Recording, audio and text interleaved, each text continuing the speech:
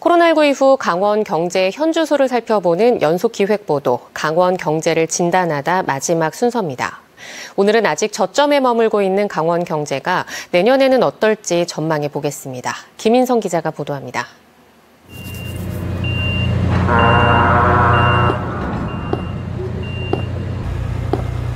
이곳은 도내한 화물항의 모습을 구현한 가상 스튜디오입니다. 제 뒤로 화물을 내리는 모습도 보이는데요. 올해 도내 수출 전망은 어떨까요?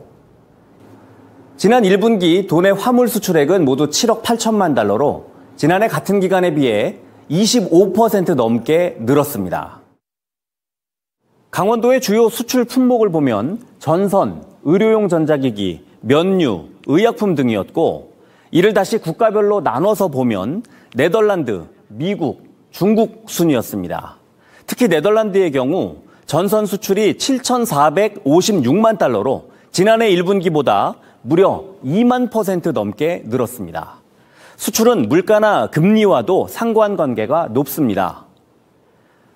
코로나19 이후 물가가 가파르게 치솟고 있는데요. 물가를 잡기 위해 세계 각국이 금리를 급격하게 올렸습니다. 그런데 한국보다는 미국이 금리를 더 올려서 환율이 치솟았습니다. 원화 가치가 떨어지면 수출엔 유리하지만 수입업체나 대출 비중이 큰 기업은 위축될 가능성이 높아집니다. 이곳은 우리나라의 한국은행과 같은 중앙은행 역할을 하는 미국의 연방준비제도 연준입니다. 이곳에서 미국의 기준금리를 결정합니다.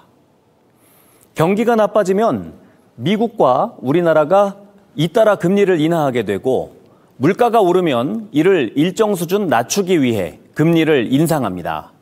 그런데 미국의 물가가 여전히 높아서 실제 금리 인하 여부가 불투명했었습니다.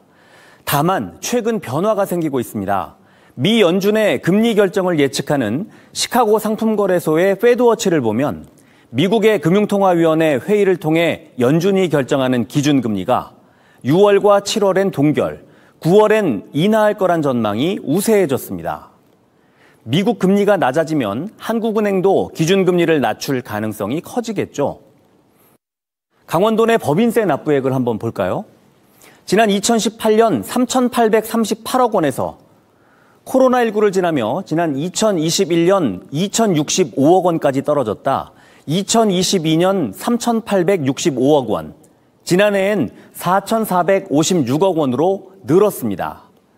기업들 상황이 조금은 나아졌다는 건데요.